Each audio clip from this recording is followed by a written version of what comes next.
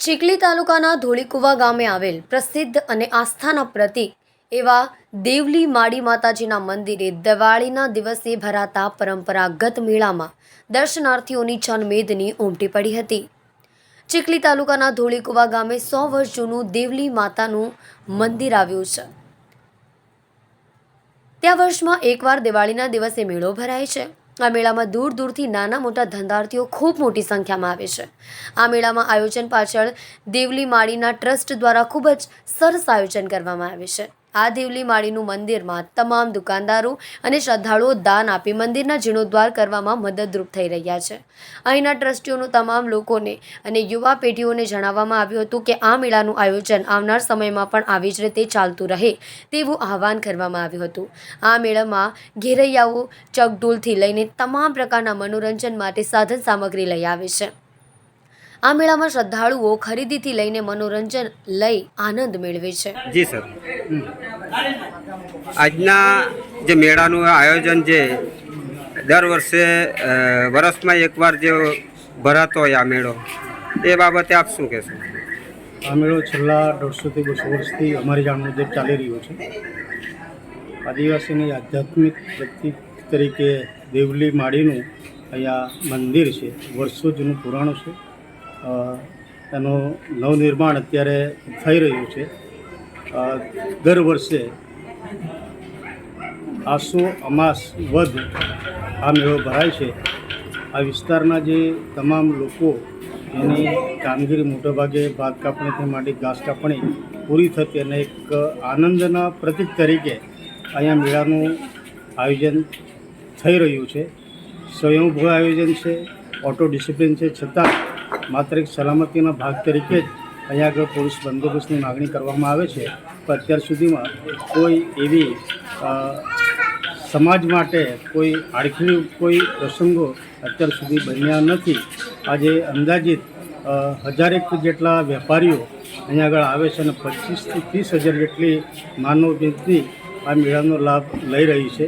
સવારે 7 વાગ્યાથી શરૂ થઈ રાત્રે 8 વાગ્યા સુધી અહીંયા મેળાનું મોટે ભાગે લોકો લાભ લેતા હોય છે અને કોઈ પણ પ્રકારની અઘટિત ઘટનાઓ અત્યાર સુધીમાં અહીંયા બનવા પામી નથી અને વર્ષો વર્ષ આ જે પરંપરાઓ છે તે ચાલુ રહેશે એવી અમને શ્રદ્ધા છે, માતાજીની કૃપા છે અને એના આશીર્વાદથી અહીંયા બધું જ અમારું કામ સંપૂર્ણ સંપન્ન થઈ રહ્યું છે। એ અમારી એક આસ્થા શ્રદ્ધાનું સૌનું પ્રતીક છે। આપણા નવસારી જિલ્લાના ધોળીકુવા ગામે જે દેવલી માડીની જે સ્થાપના આજે કેટલા વર્ષો જૂની છે, કેટલા વર્ષોથી અહીં આ સ્થાપના કરવામાં આવેલ છે? લગભગ 150-200 વર્ષ જૂની હશે। જ્યારથી બ્રિટિશ સરકારનું સલ્તનત ચાલતી હતી ત્યારથી આ લોકમેળો ચાલુ છે, અમારા બાપ દાદાના જમાનાથી। અને અમે છેલ્લા 55 વર્ષથી આ મેળાને દર વર્ષે દિવાળીના દિવસે નિહાળતા આવ્યા છીએ, આસો માસની અમાસની તિથિએ। અને અહીંયા જે આ મેળાનું જે આયોજન જે કરવામાં આવે છે તો અહીંયાના આટલી બધી પબ્લિકને કઈ રીતે તમે સંભાળી શકો?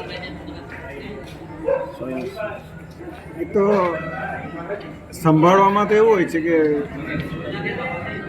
મંદિરનું એક ટ્રસ્ટ જે રચાયું છે એ પરવાનગી લઈ આવે અને પોલીસ બંદોબસ્ત તાલુકા પંચાયત ચીખલી તરફથી એનું આયોજન અહીંયા કરવામાં આવતું હોય છે અને એ લોકો થોડા હાજરી આપે છે અને સ્વયંભૂ રીતે સ્વયં સંચાલિત રીતે આ લોકમેળોનું આયોજન થતું હોય ને લોકમેળો ભરાતો હોય છે। અને આ મંદિરનો ટ્રસ્ટ છે એ લોકફાળો જે વેચાણ કરવા માટે અહીંયા બધી દુકાનો જે આવતી હોય ને એના દુકાનદારો એ લોકફાળો પોતાની રીતે રાજી ખુશીથી આપતા હોય છે। આવનાર પેઢીને તમે શું સંદેશો આપશો? આવનાર પેઢીને જ કે આ રીતનો જ આ લોકમેળો કાયમ ચાલતો રહેવો જોઈએ અને અહીંયા જે એક આખો આદિવાસી સમાજ એમાં ભાગ લે છે એ દિવાળીના પર્વ નિમિત્તે જ આ મેળાનું આયોજન એટલા માટે થતું હોય કે આખું ખેતીનું કામ પૂરું થઈને ખેતીનો પાક ઘરે ભરાઈ જાય ત્યાર પછી લોકો એને ઉજવણી રૂપે ઉજવતા હોય છે અને એનો આનંદ અને ઉલ્લાસ દિવાળીના દિવસે લોકમેળો યોજીને એ લોકો એનો ઉજાણીનો એક હર્ષોલ્લાસ માણીને પોતાનો આનંદ વ્યક્ત કરતા હોય છે.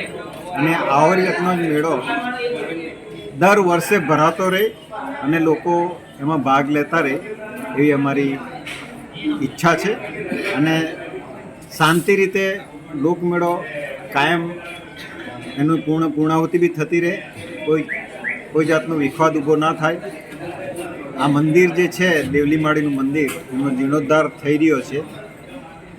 એમાં આ જે લોકફાળો ઉઘરાવાય છે એનો ઉપયોગ આ મંદિરના જીર્ણોદ્ધારમાં થઈ રહ્યો છે.